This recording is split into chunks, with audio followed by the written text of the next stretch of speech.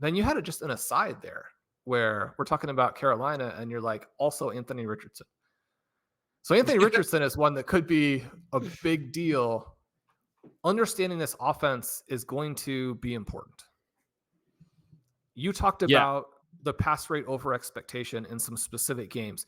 Now, one of the concerns that I have with projecting Indianapolis is just that we have so little information, and the information that we have could be very misleading. In the same way that the explosive touchdown scoring from Anthony Richardson is not something that can happen on a full season's worth of touches,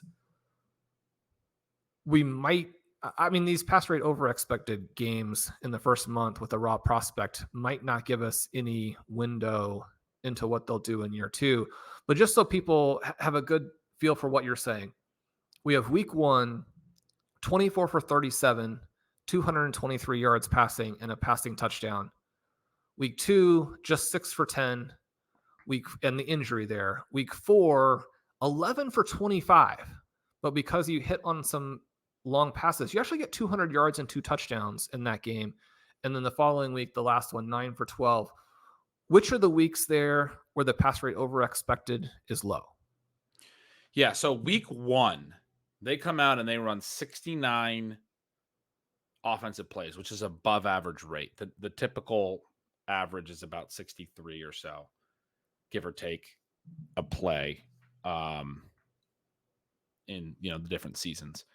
Week 1, they run 69 offensive plays, and they do it with a neutral pass rate over expected, which was their expected pass rate was high. So their actual pass rate was very high, 68%. That's a really high pass rate. So you're fast paced and you're throwing a lot, and that's exciting.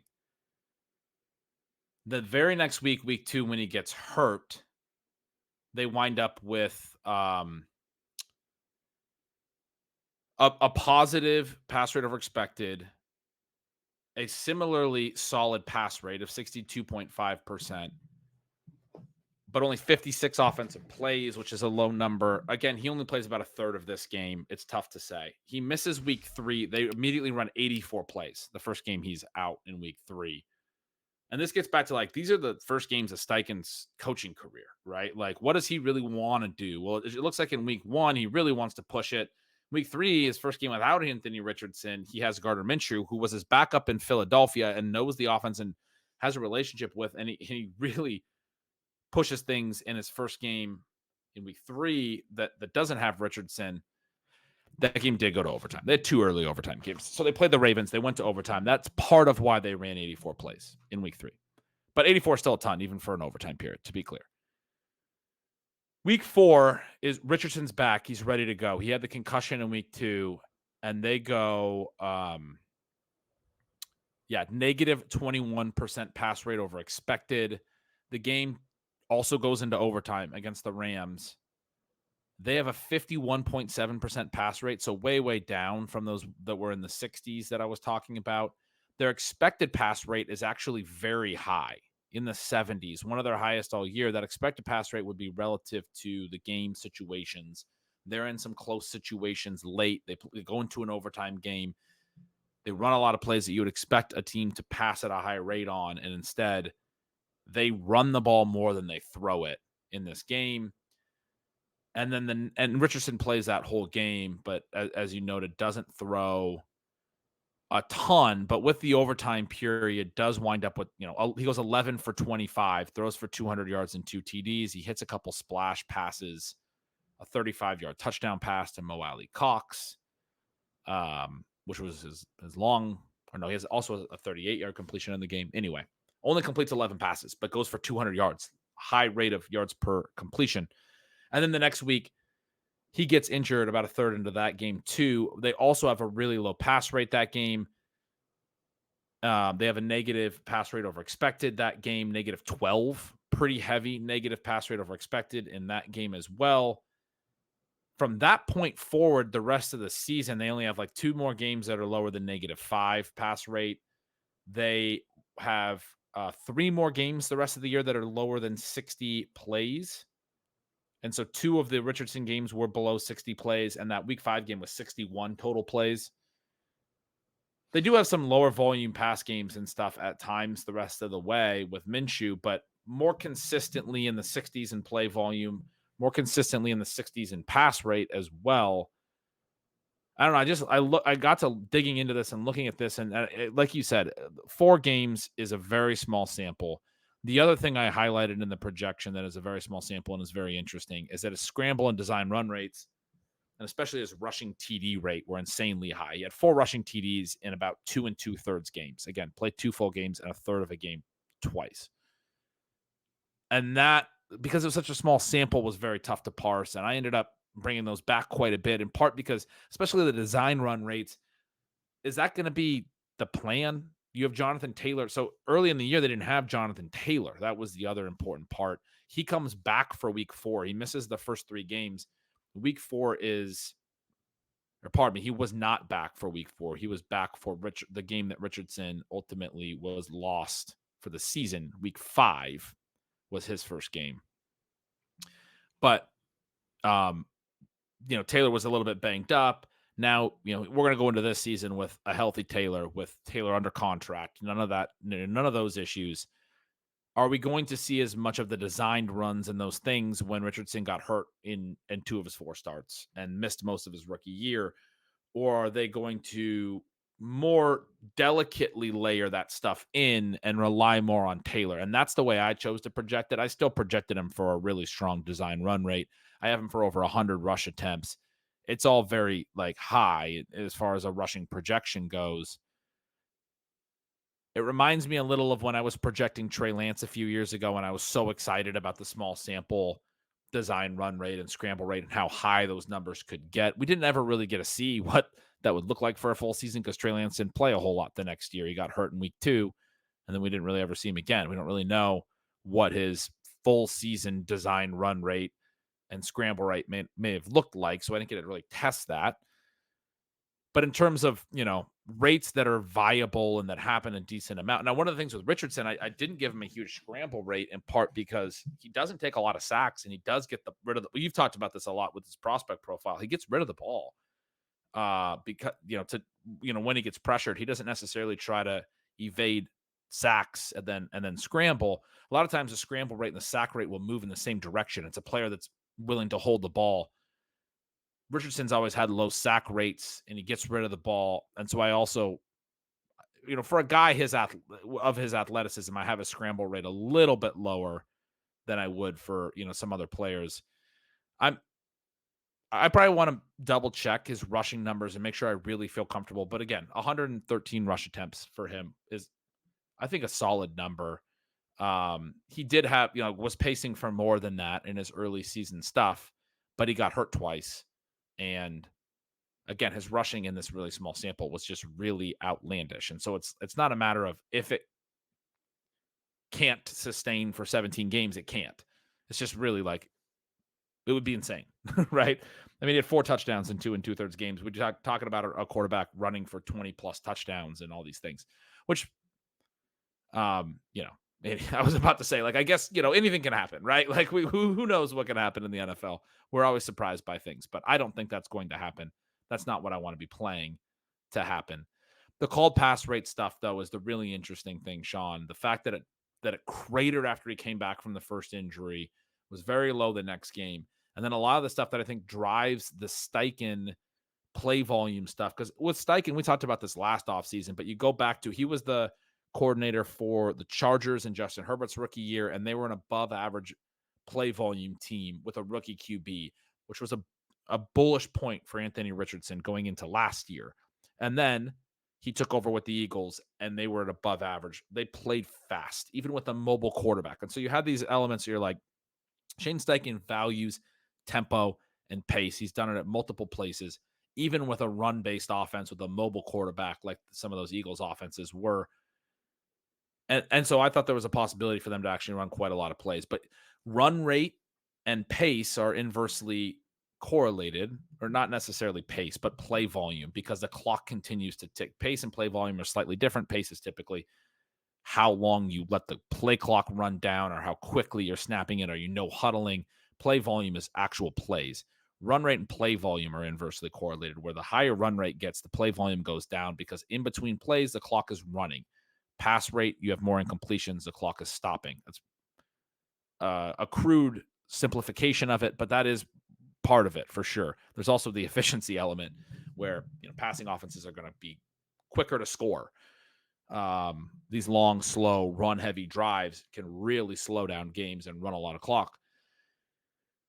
So I do have the Colts leaning towards the run. As a result, I have them about league average in plays per game. I'm not projecting them to be below average, but the case I would make when I mentioned that in 3 of Richardson's 4 starts and every start after that week 1 game where Steichen came out with a really aggressive week 1 game plan, each of his next 3 starts, they were 61 or fewer plays. The case I would make is there's a possibility this is actually a below average pace team, which is not something that I think is discussed a lot because the Steichen pace stuff I think is well known and is factored into a lot of the discussion that I see around Richardson.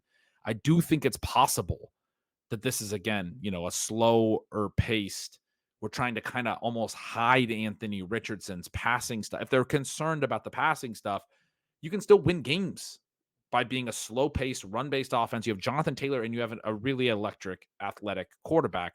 And Richardson could use that athleticism to be a very good runner, but you need more than that. I mean, what I'm basically describing is something close to what like Tim Tebow was for the Broncos. They won games. He was running very effectively, but not passing a lot. I don't think Richardson's on that level. I don't mean to disparage what he is as a passer, but there are concerns, and I'll let you discuss some of those concerns. But that was the type of profile that was interesting in an earlier, that's when Rich Rebar first wrote about the Konami code and the mobile quarterbacks. It was talking about Tebow and Terrell Pryor, and Vince Young, and some of these guys that at that time they didn't have much passing, but also the ceiling for the very high end pocket passers. I mean, those guys had no rushing, so their ceiling was a little lower. The top quarterbacks overall back in that day were lower. And so by having like a lot of rushing and not a lot of passing, you could still be close to that. In the modern NFL, the high-end quarterback ceilings are dual threat guys that can do both and can score in a way the quarterbacks didn't necessarily score back in the day. That's why QB ADPs rose again last offseason. They've fallen a little bit, but we are seeing QBs go higher in the last few years than they did when late round quarterback first became a big strategy. We know that the elites, the guys that we know are elite, the very superstars, Josh Allen and Jalen Hurts and et cetera, Lamar Jackson, these guys can score in a way that is so dynamic. In this NFL, you got to be able to throw for 4,000 passing yards. I have Anthony Richardson projected for less than 3,700, Sean. It's not promising. It's a lot lower than any other quarterback that I've projected so far. I have not projected some of the really bad offenses. I guess it's not a lot lower because I'm not looking all the way down my sheet, but it's just a little bit lower than where I have Bryce Young and then somewhat comfortably lower than where I have Will Levis, who I've also done.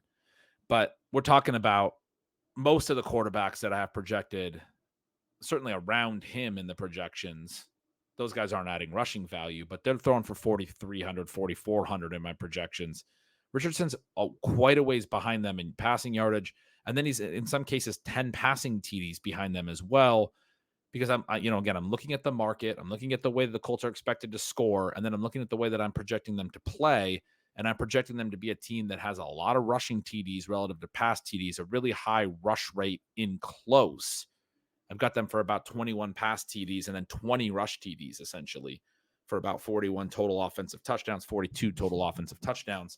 And it's very close split between pass and run on this offense. I don't project most offenses that way, but that follows somewhat similar to what I expect their pass rate to be and how I would expect them to play in close. Using and a lot of that is Richardson. I haven't projected for 6 of those 20 touchdowns, and I have Taylor projected for quite a few. Anyway, it gets tricky without the passing. And one of the things I've seen a little bit, Sean, is with these 2 second-year quarterbacks, Richardson and Stroud, they both were coming back-to-back early in underdog drafts, about round 5. Stroud started to fall. He's falling to round 6. And I've seen the comments that are like, he belongs in that tier of pocket passers with Jordan Love and Brock Purdy and those guys. not in the discussion with Anthony Richardson, who belongs with the mobile guys. Like he's in a different tier. He's up with Lamar Jackson and those guys. And I get that. I get where that comes from. I will emphasize that I have already projected CJ Stroud, and even in a 4-point per passing touchdown league, it's not just that Stroud comes out higher than Richardson. It's that I projected him for 48 more points in 4 points per passing touchdown leagues because I projected him for like 1,300 more passing yards. I'm aggressive on Stroud, I'll admit it. And we've talked through some scenarios where we think Stroud's passing stuff can be really, really strong. But this is one of those examples of a situation where I think some of the people think that there's a cheat code. The rushing quarterback is a cheat code, period, and don't want to think through the whole profile. Every player is pretty unique. I might be wrong on some Richardson stuff. I've acknowledged that, and I'll go back and look at this projection. But I expected to come out with Richardson projected higher than Stroud. I typically come out hot in mobile quarterbacks. They typically look better in my projections than I even want to rank them. In this case, Stroud as a pocket passer, because of how good his receivers are, how efficient they've been in those things, I'd have to really nuke the efficiency of these three guys, of Nico Collins and Tank Dell. I already regressed it a ton. I have to continue to regress it for him to not throw for a lot of yards. And I just think Houston's going to be a good passing game. We've talked about this. And so even without much rushing, he projects a lot better than Richardson because it's not just rushing yards that score fantasy points as much as that's been the simple heuristic for quarterback ceiling for years. It's not the only thing that matters. You do have to think about the passing game. It's fascinating to me that Stroud is falling because the fact that you have to fight the other two Houston receiver drafters to get that combo, it just seems like it should constantly be fueling a rise as opposed to the other direction.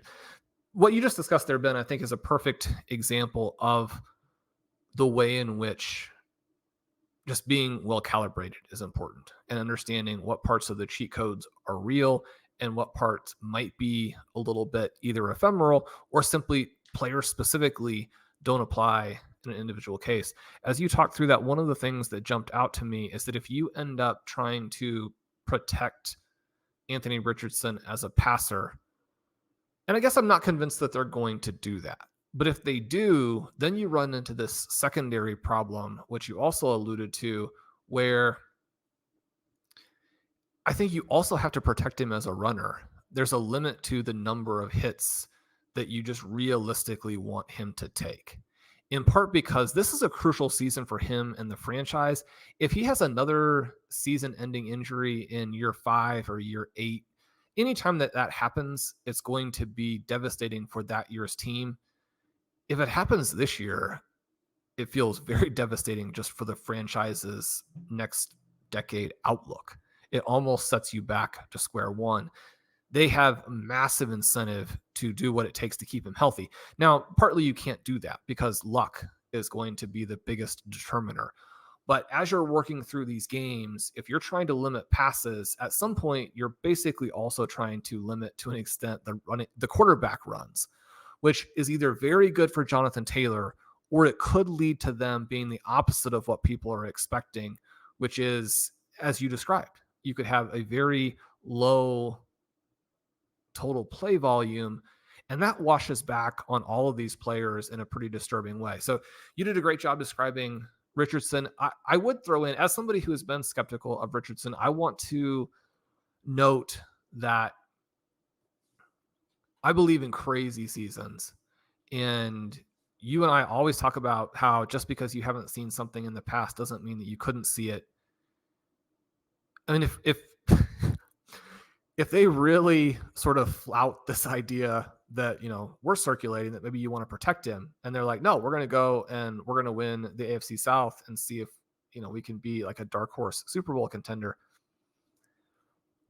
We've already witnessed the types of plays to where if you told somebody that a quarterback was going to run for 1,000 yards and 25 touchdowns, instantly your mind would go, well, it was Anthony Richardson, right? You wouldn't, even someone as good as Lamar Jackson, you're not going to jump to him as being the guy who did it. you're going to go to Richardson. So that gives you maybe a little bit of a balancing scenario where, yeah, it's a crazy scenario, but it would take away the need for some of those passing yards if you hit on this never been done before type of quarterback rushing season. But it's probably important then to talk about what it means for Michael Pittman, right? Where I have a projection related problem with Michael Pittman's ADP. And I think a lot of people will be like, Shawn, you don't necessarily act like the projections matter to you that much overall. But partly it's this idea of, well, I actually think that in most cases, the ADPs reflect projections. And so then we want to hit the talented guy. And if you have a 3 receiver group where it is projections that are deflating, Keenan Allen, if projections are deflating Stephon Diggs, you think back to early on with the Bengals and you're like, if they're deflating Jamar Chase, it's very easy to buy those guys at the prices. I think this season you have to ask yourself what you think about Michael Pittman and how much you want to be in on a situation if his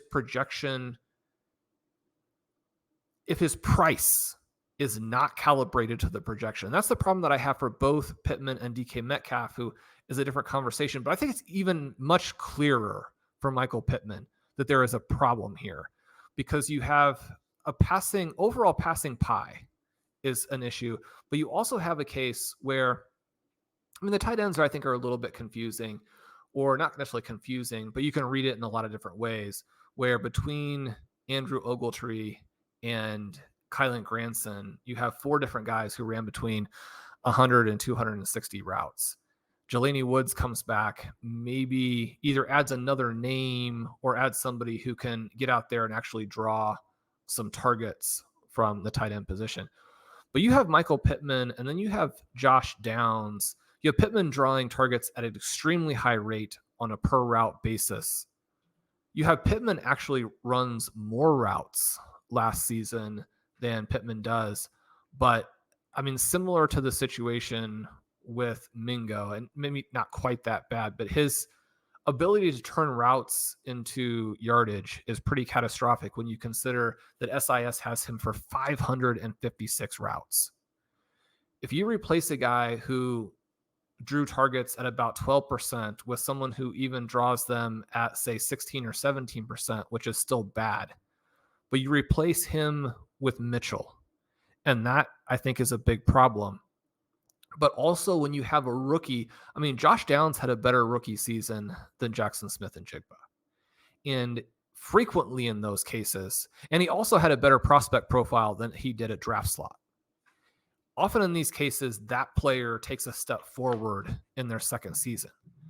So if you get target competition from Josh Downs and you suddenly have a third receiver who's relevant, then you have a problem for Michael Pittman beyond just what Anthony Richardson might be. And I think it's easy to think of the guys where it's like very obvious that you have 3 receiver stars and think about what it matters. But it also matters if the third receiver goes from basically drawing no targets to drawing targets at a reasonable amount.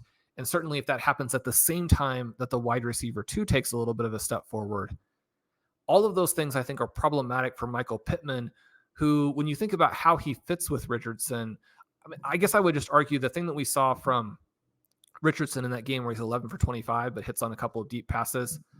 Those are the plays I would expect Mitchell to have.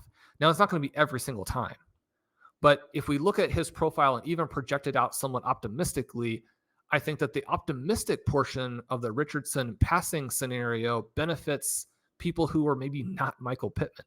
So I think that you have to center Michael Pittman's outcomes in a spot that is not in the same range as his ADP.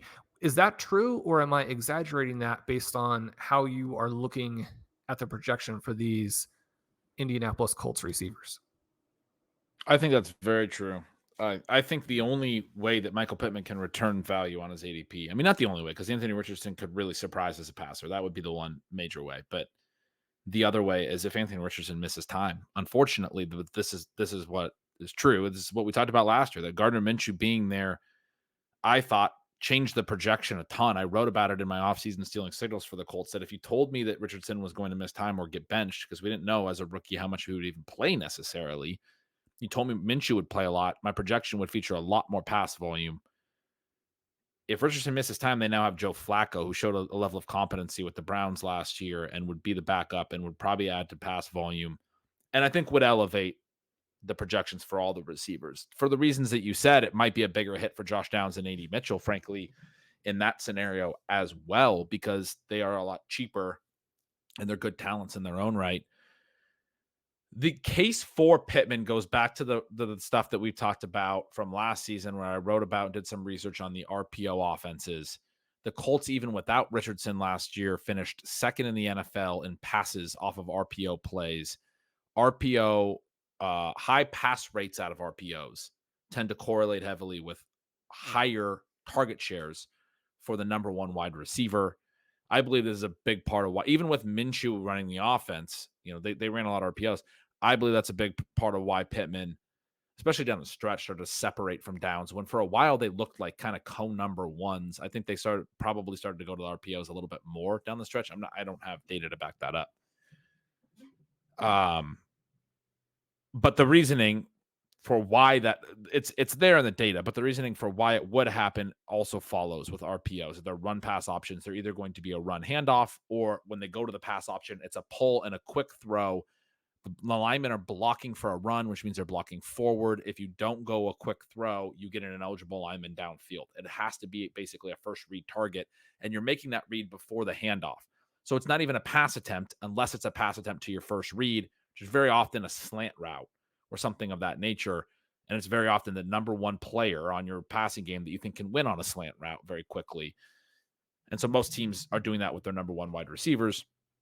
Michael Pittman in this offense, again, being second in RPO pass attempts. So the ones where they actually pulled it and threw it, they were second in the NFL, about 100 pass attempts. I think a big chunk of those went to Pittman. I think it helped his target share last year.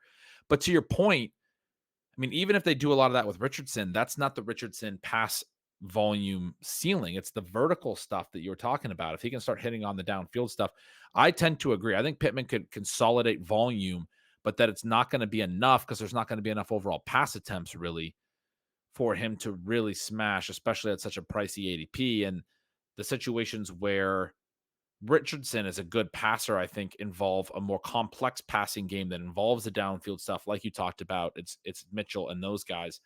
But I would actually turn this question back around to you, because I'm really curious what you think. The other thing that happened for me in this projection, I like Downs a lot, and I especially think Mitchell makes a lot of sense to pair with him because of the high ADOT. But Downs, as a slot receiver, maybe won't get as much of the vertical stuff. I know you like Downs too. The stuff that I've talked about with Richardson's overall passing ceiling not being great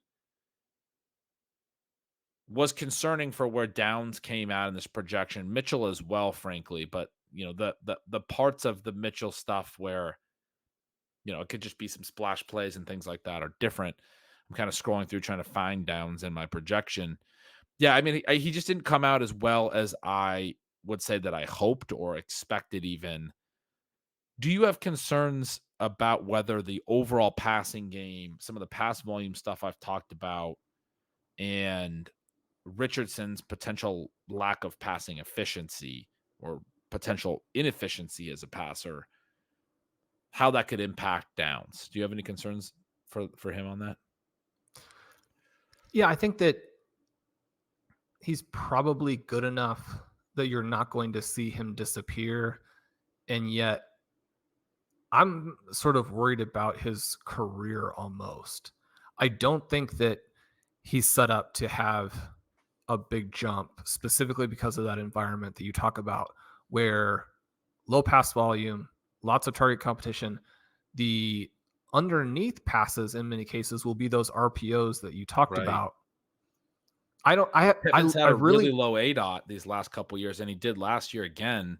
You have to catch so many passes to turn it into fantasy points. I really like him as a reality player. I don't think I've drafted him once. Pittman or Downs? Downs. Oh, interesting. I don't think I've drafted more Pittman in on him. I have not drafted Downs.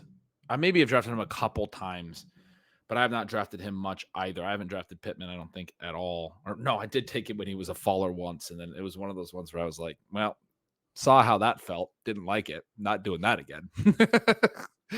But yeah, I haven't drafted a lot of downs either. I thought he was somebody you would be on more, so I was curious if you could talk me into him a little bit. But no, we're more in lockstep on that. Mitchell is the one. If I draft a Colts receiver, it is almost exclusively Mitchell for the reasons that you talked about. It seems to be a fit for the ways that Richardson would actually provide value as a passer. He's got a big arm. He's a pretty decent downfield passer.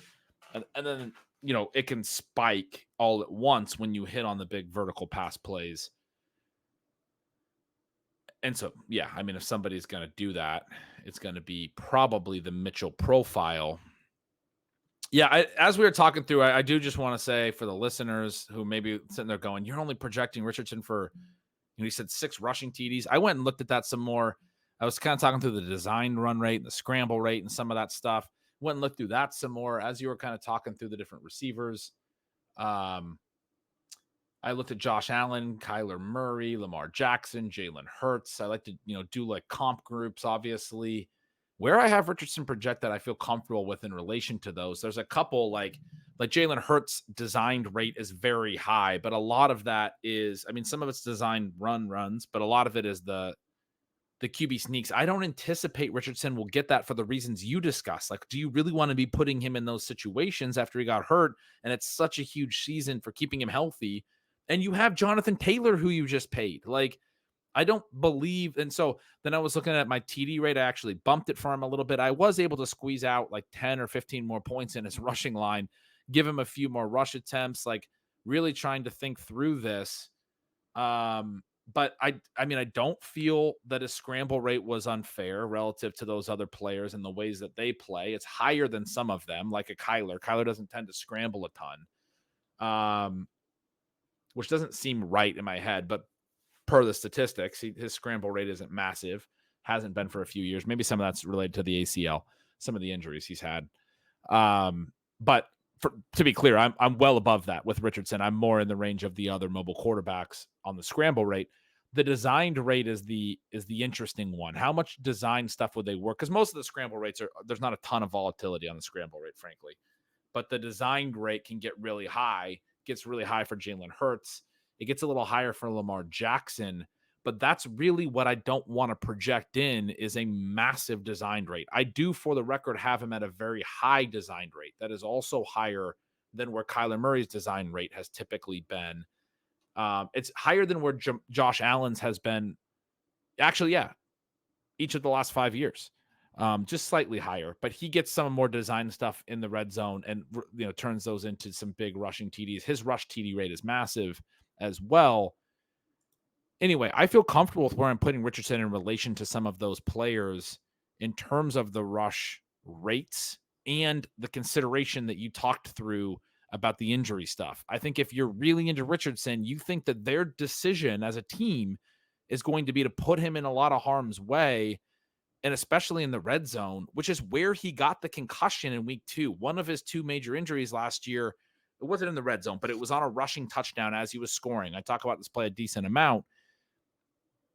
I mean, doesn't that not relate to like what they might do this season? I think it probably does. And I do think in the red zone, he will get, they'll do some read option. He will get some carries. He'll have some rushing touchdowns, but I have a hard time giving him one of these astronomical rushing TD rates that some of these other QBs have when they have Jonathan Taylor right there, who's carried good rushing TD rates and is an efficient runner. And I just think will be the guy who gets a lot of those rush TDs rather than put it on Anthony Richardson.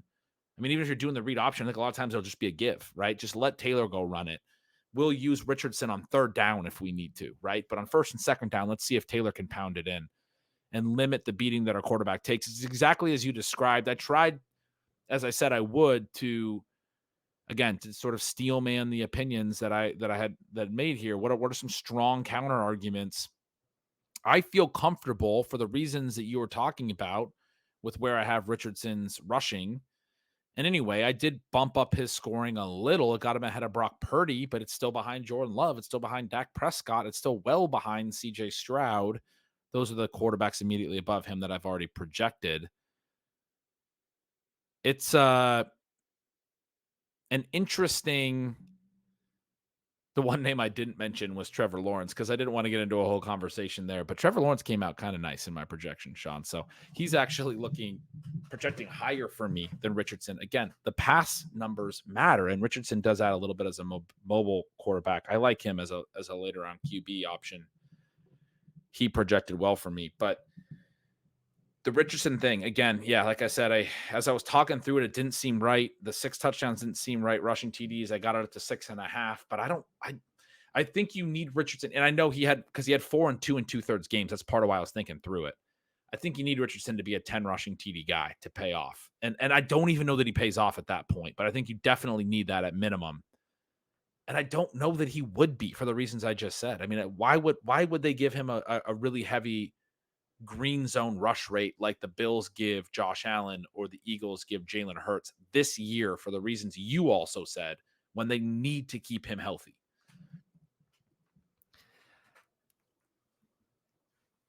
All I've been able to think about as we've gone through this is that I hope that he hits for 1,000 rushing yards and 25 rushing TDs, because then we can clip it and circulate that. Yes, that'll be great.